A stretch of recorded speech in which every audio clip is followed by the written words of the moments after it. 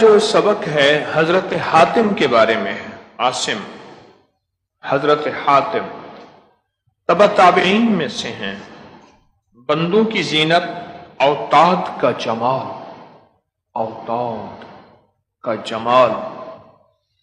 حضرت ابو عبد الرحمن حاتم بن عاصم رحم اللہ بلخ کے باحشمت بزرگوں اور خراسان کے قدیم مشائخ،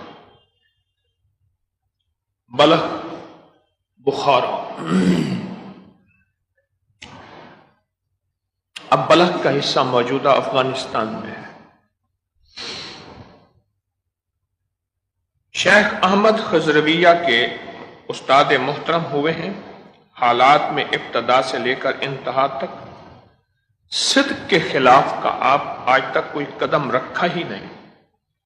حضرت جنید بغدادی رحمت اللہ تعالی علیہ نے فرمایا، ہمارے زمانے کے صدیق حضرت حاتم ہیں۔ نفس کی خرابیوں اور طبیعت کی سرکشیوں کے وقائع میں آپ کا کلام بہت پسندیدہ ہے۔ آپ فرماتے ہیں، نفسی خواہشات تین قسم کی ہیں۔ نفسی خواہشات تین قسم کے ہیں۔ اول، خواہش کھانے میں، دوم خواہش کلام، سوم خواہش نظر، دیکھنے کی خواہش، بات کرنے کی خواہش اور کھانے کی خواہش۔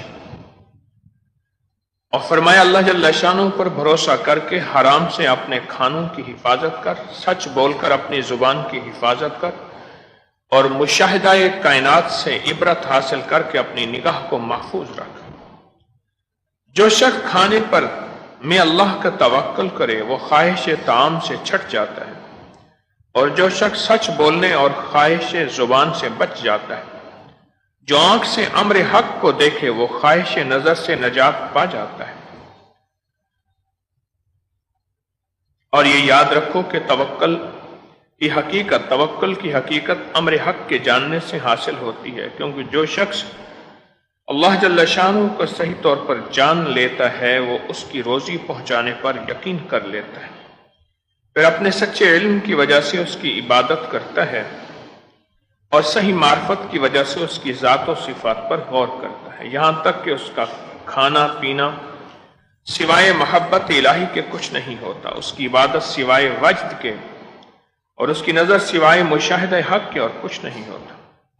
بس جب وہ حق تعالی شانہ کو صحیح جان لیتا ہے تو حلال کھاتا ہے، سچ بولتا ہے، ذکر کرتا ہے، امر حق کو دیکھتا ہے، اسی کو دیکھتا ہے، اس لیے کہ اس کے دیے ہوئے رزق کو اور اجازت کے بغیر کھانا حلال نہیں، اس کے ذکر کے بغیر کسی کا ذکر صحیح نہیں، اور اس کے جلال و جمال کے دیکھنے کے سوا اس کی موجودات پر نظر رکھنا جائز نہیں۔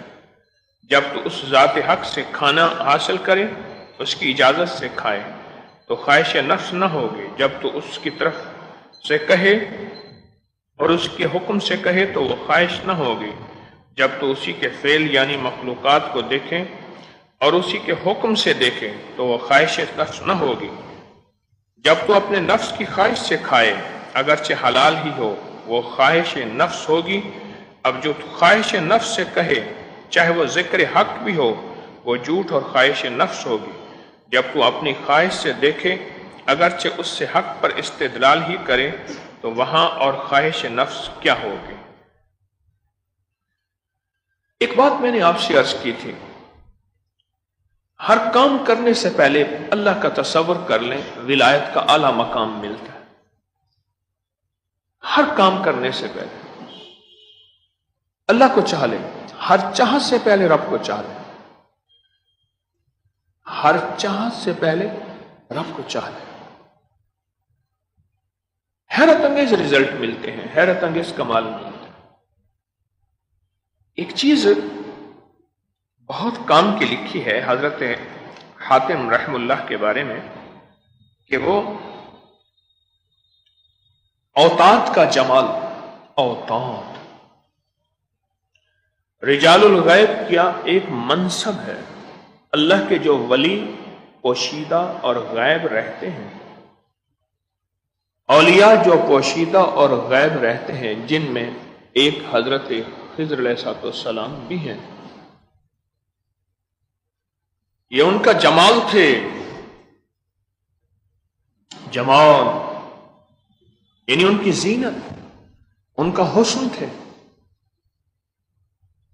ولایت کی جو پوشیدہ جماعت ہے، اولیاء کا جو پوشیدہ گروہ ہے، اولیاء اللہ کے جو گمشدہ ہستیاں ہیں جن کی وجہ سے نظام عالم اللہ چلا رہا، رجال الغیب، ابدال میں ہیں، کتب ہیں اور بے شمار ہستیاں ہیں، اوتاد ہیں،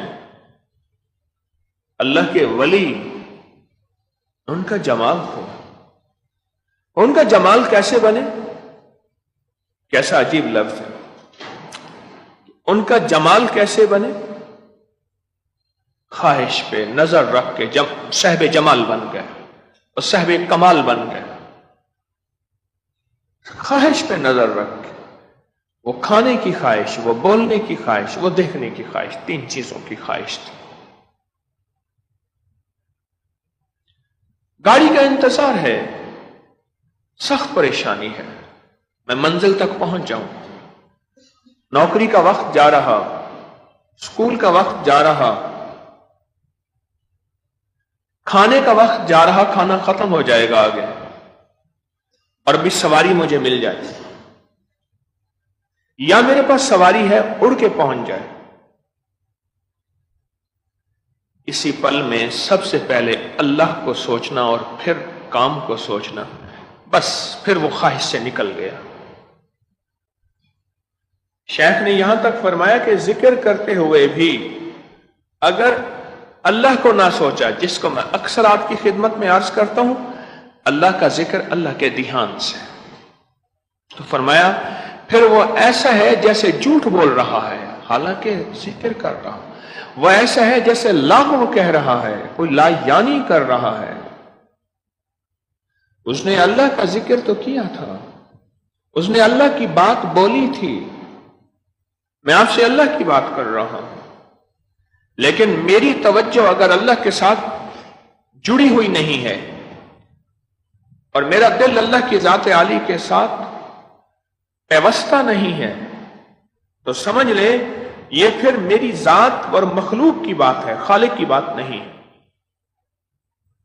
خالق کہتے ہیں، اللہ میرا کہتا ہے اگر مجھے بولنا ہے تو مجھے پھر سوچ بھی صحیح، اگر مجھے دیکھنا چاہتا ہے پھر میرے دیکھنے کا تصور کر بھی صحیح، وہ نظر آؤں نہ آؤں میں۔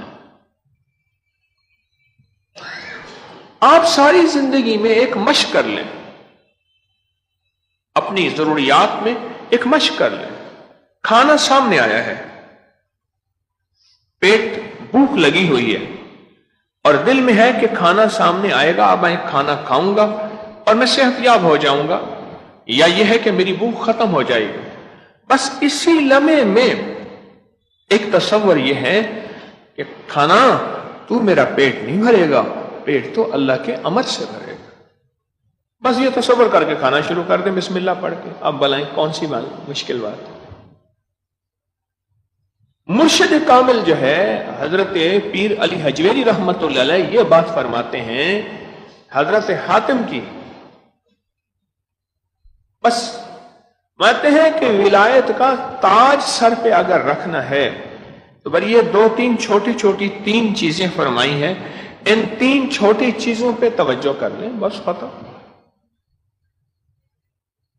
کہنے لگا سونا بنانا ہے، کہا سونا جو ہے وہ اگر بنے ہمالیہ کی پہاڑ کی چوٹیوں سے کوئی جڑی بوٹیاں لا کے، وہ سونا ہوتا ہی نہیں ہے۔ ہاں، سونا اگر بنے گا تو پھر چٹکیوں میں بنے گا، ہرمل، پرمل، سہ پتی، بس یہ سونے کا نسخہ ہے، ہرمل، پرمل اور سہ پتی، تین جڑی بوٹیاں کٹھی کر لے، دھڑی ترامے تے رتی، ایک دھڑی تراما تانبا دھڑی 5 کلو، اس پہ ایک رتی ڈال، سارا سونا بن جائے گا۔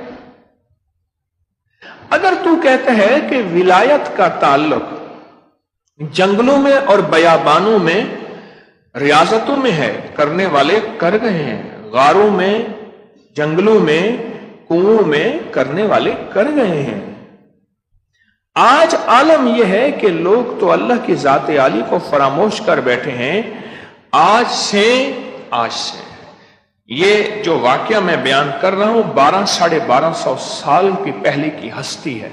وہ فرماتے ہیں 3 کاموں پہ محنت کر لے، بس 3 کاموں کی مشق کر لے، ایک نظر پہ، ایک زبان پہ، اور ایک کس پہ؟ کھانے۔ بس 3 کاموں پہ محنت کر لے، تجھے ولایت کا جمال مل جائے گا، کمال مل جائے گا۔ پھر تجھے دنیا میں لوگ عام سمجھیں گے، کن فی الدنیا غریبن، کوئی پہچان ہی نہیں سکے گا۔ کن فی الدنیا غریبن، غریب کہتے ہیں پردیسی مسافر کو، تجھے دنیا میں کوئی پہچان نہیں سکے گا، تجھے دنیا میں کوئی پہچان نہیں سکے گا۔ کون ہے؟ کوئی کہے گا دکاندار ہے، کوئی کہے ایماندار ہے، کوئی کہے گا دکھلاوا ہے، کوئی کہے گا ولایت ہے، کوئی نہیں پہچان سکے گا۔ اور اگر یہ مشق کر لے گا، اللہ کے ہاں تیرا نام ولیوں میں شمار ہوگا۔ ابراہیم بن آدم رحمت اللہ علیہ سے کسی نے پوچھا ولایت کیسے ملی؟ اور میں بس چھوٹا سا ایک ٹوٹکا مل گیا، اس سے ولایت مل گئی۔ میں نے خواب میں دیکھا کہ فرشتے ہیں وہ لکھ رہے ہیں۔ میں نے کہا کن کا نام لکھ رہے ہو؟ کہا اللہ کے ولیوں کا نام۔ کہہ رہے میرا نام تو لکھ دو۔ کہہ رہے تو اللہ کا ولی نہیں ہے۔ کہنے لگا چلو ٹھیک ہے، مجھے اللہ کے ولیوں کے خادموں اور غلاموں میں لکھ دو۔ کہا لکھ دیا، لکھ دیا، خادموں اور غلاموں میں لکھ دیا۔ کچھ عرصے کے بعد پھر دیکھا تو خواب میں فرشتے کچھ لکھ رہے۔ کہا کیا لکھ رہے ہو؟ کہا اللہ کے ولیوں کے نام۔ تو پوچھا کہ اللہ کے ولیوں میں کون ہے؟ کہا سر فہرست تو ہے، ٹاپ آف دی لسٹ تو ہے۔ میں کیسے پہنچ گیا؟ فرمایا تو نے اس دن اللہ کے ولیوں کے غلاموں اور خادموں میں اپنا نام لکھوایا تھا۔ جو غلام اور خادم ہوتے ہیں وہ ہمیشہ مخدوم بنتے ہیں، خادم ہمیشہ مخدوم بنتے ہیں۔ ہر کے خواہد ہم نشینی با خدا، ہر کے خواہد ہم نشینی با خدا، او نشیند در حضور اولیاء۔ یہ شعر ہمارے ایک استاد تھے عزیز الرحمان صاحب، ہمیں عربی فارسی پڑھاتے تھے، تھوڑی سی پڑھی، پڑھ تو نہ سکے، یہ شعر اکثر وہی پڑھتے تھے اور ان سے سن سن کے مجھے یاد ہو گیا، میں نے کسی کتاب میں نہیں پڑھا۔ ہر کے خواہد ہم نشینی با خدا، جو یہ چاہتا ہے کہ میں ہر وقت اللہ جل شانہ کے ساتھ بیٹھا رہوں، او نشینہ دو، اسے کہو جا بیٹھ در حضور اولیاء، اللہ کے دوستوں کے ساتھ بیٹھ، اولیاء کے ساتھ بیٹھ، ایسے ہے جیسے تم اللہ کے ساتھ ہر لمحہ ہر لحظہ بیٹھا ہوں۔ او نشیند در حضور اولیاء۔ اللہ کے ولی فرماتے ہیں کہ 3 کام کر لیں، ہنستے مسکراتے، چھوٹے چھوٹے، زندگی بھی گزارتے رہیں، ان 3 کاموں کی مشق بھی کرتے رہیں۔ کھانا آتے ہی، پانی آتے ہی، غذا آتے ہی، گاڑی سامنے آتے ہی، پیسہ سامنے آتے ہی، کہا تو میری ضرورتیں پوری نہیں کرے گا، میرا ضرورتیں تو میری ضرورتیں تو میرے اللہ کرے گا۔ اور پھر اللہ دکھاتا بھی ہے، ساری ضرورتیں، سارا مال، ساری چیزیں، ہر چیز موجود ہوتا ہے اور اللہ عاجز اور مجبور کر کے دکھا دیتا ہے۔ واقعاتی واقعات ہے۔ ڈاکٹر صاحب جتنے پیسے لگ جائیں بس میرا مریض بچ جائے، جتنے پیسے لگ جائیں میری بیٹی کی شادی ہو جائے، نہیں ہو رہی، رشتہ نہیں ہو رہا، جتنے پیسے لگ جائیں میں صحت مند ہو جاؤں، سارے وسائل، سارے اسباب ہوتے ہیں، پھر اللہ عاجز اور مجبور کر کے دکھاتا ہے۔ اسی کو کہتے ہیں کہ جب وسائل بھی ہوں اور تو عاجز بھی نہ ہو اور تو مجبور بھی نہ ہو اور اسی پل تیری نظر اللہ پہ جائے، اللہ خوش ہو جاتا ہے۔ باپ لایا لڈو کا ڈبہ، ایک لڈو دے باقی ڈبہ چھپا دیا، بچے نے خوشی خوشی لڈو لیا اور کھانا شروع کیا۔ باپ نے پیار میں کہا بیٹا مجھے تو دو، وہ کہنے لگا میں تو نہیں دیتا. اگر وہ دے دیتا، باپ کہتا نہیں میرے چاند یہ تو میں تو تمہارے لیے لایا تھا، اور اس کا دل باغ باغ ہو جاتا. باپ کا دل تھوڑا سا مرجھایا اور کہنے لگے بیٹا میں نے تو ایک پورا ڈبہ تیرے لیے چھپا کے رکھا ہوا ہے، تو ایک لڈو کا چھوٹا سا ٹکڑا مجھے دینے کو تیار نہیں. میرا اللہ کہتا ہے تو تھوڑا سا میرا خیال ہی لے آیا ہے، میرا دھیان ہی لے آیا ہے، میرا تصور لے آیا ہے. اللہ خوش ہو جاتا ہے. اب سوچیں کائنات کا کتنا کریم ہے جو اس تصور میں ہی خوش ہو جاتا ہے. ہم ایک پیر صاحب کے پاس گئے، میرے ساتھ ایک دوست تھے. عربی نہیں ہوتی، عربی سبزی، یہ سبز مرچیں وغیرہ 18 روپے کا بل بنا، 18 روپے کا بل بنا. مجھے کہنے لگے آئے آپ کو پیر صاحب سے ملواتا ہوں، آپ بھی یہاں میرے پیر صاحب سے ملے. کہتا رہا ایک دفعہ میرے پاس فرصت، میں کہ چلتے ہیں.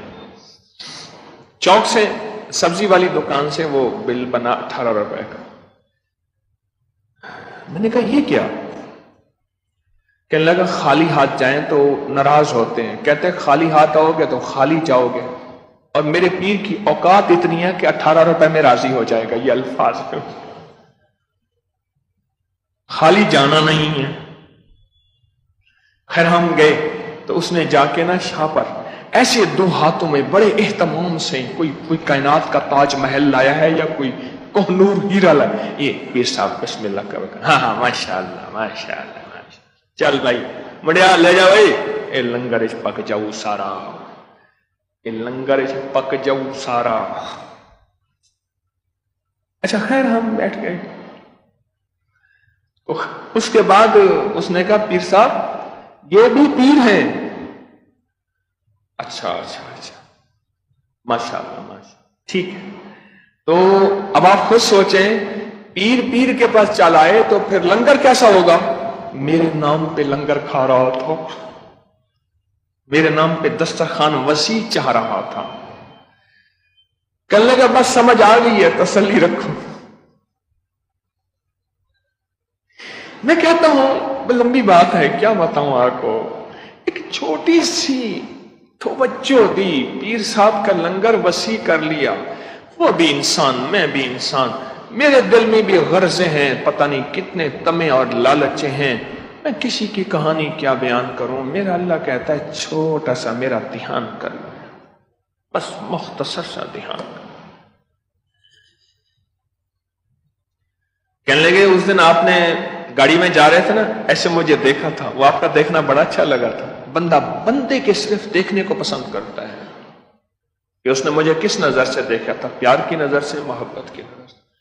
وہ کریم اور بڑا حساس رب ہے، نازوں بھرا معشوق ہے، نازوں بھرا، بڑی نازیں ادائیں رب کے ساتھ ہیں. یہ نازوں اور ادائیں تو ہیں، سارا کچھ ضرورت پانی کی، کھانے کی چیزوں کی ہے، بس مجھے یاد کر لے اور کہے کھانا پینا تو مخلوق ہے اور میں خالق کے امر سے چلوں گا. خالق چاہے گا تو میری ضرورتیں پوری ہوں گی، خالق نہیں چاہے گا نہیں پوری ہوں گی. ارے جھوٹے بول ہی کیوں نہ ہوں، کھوکھلے بول ہی کیوں نہ ہوں، کہتا ہے آ قبول ہے، تو نے میرا تصور تو کر لیا. کیسا کریم ہے. پیر علی حجویری رحمت اللہ علیہ ہمیں ولایت کے راز سمجھا رہے ہیں. اللہ ان کے مزار اور قبر کو کروڑوں نور سے بھرتے ہیں. ہمیں ولایت کے راز سمجھا رہے ہیں. چیز سامنے آتے ہی، دوسرے لفظوں میں سبب کے سامنے آتے ہی نظر مسبب الاسباب پہ جائے. بس یہ سمجھا رہے ہیں. وہ کلام ہے، وہ طعام ہے، وہ دیکھنا ہے، وہ زندگی کی کوئی ضرورت ہے. نظر اللہ پہ جائے. کہنے لگے مرشد ولایت سمجھا دیں. انہیں بھائی نظر اللہ پہ جائے، مرشد ولایت سمجھا دیں. کن سے کہا؟ حضرت امام جعفر صادق رحم اللہ تعالی علیہ ولایت کے امام ہیں، روحانیت کے امام ہیں، پاکیزگی تقوی کے امام ہیں، آل رسول آل بطول کے شہنشاہ اور عظیم ہستی امام اعظم ابو حنیفہ رحمۃ اللہ علیہ، جو حنفی سنی کہتے ہیں، ان کے بھی استاد ہیں، مرشد ہیں. حضرت ولایت سمجھا دیں، فرمایا یہی ولایت ہے. نظر بر قدم کوئی بھی عمل ہو پہلے اللہ کی طرف دھیان جائے. کوئی بھی چیز ہو پہلے اللہ کی طرف دھیان جائے. مشق کرتے رہے. ایک دفعہ حضرت نے دیا دودھ کا پیالہ لبریز، اس پہ پھول رکھ دیا. پیالہ دودھ کا بھرا ہوا اور اس پہ پھول رکھ دیا. فرمایا بازار کے اس کونے سے جاؤ اس کونے تک، نہ دودھ گرے نہ پھول ہلے. اب بول، نہ دودھ گرے نہ پھول ہلے. جب وہ چکر لگا کے آ جا. پھر اب اس کی نظر بولے پھول پہ رہے گی اور پیالے پہ رہے گی، پیالہ یوں ہو گیا تو گر گیا. دنیا میں ہوں طلبگار نہیں ہوں، بازار سے گزرا ہوں خریدار نہیں. اب چاہ رہا، اب اسے دنیا کا کوئی حسین، دنیا کا کوئی منظر، کوئی اسے اپنی طرف متوجہ کرے تو وہ ایسے ایک پل میں دیکھ کے نظر تو پھول اور دودھ پہ رہے گی. دیکھے گا صحیح، ادھر اگر دیکھ بھی لیا تو نظر تو پھول اور دودھ پہ رہے گی.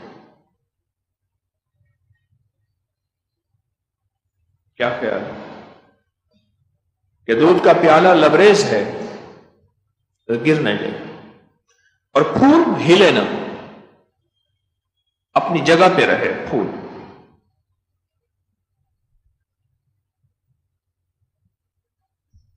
دنیا کے مشغلوں میں ہم باخدا رہے، یہ ہے اصل چیز.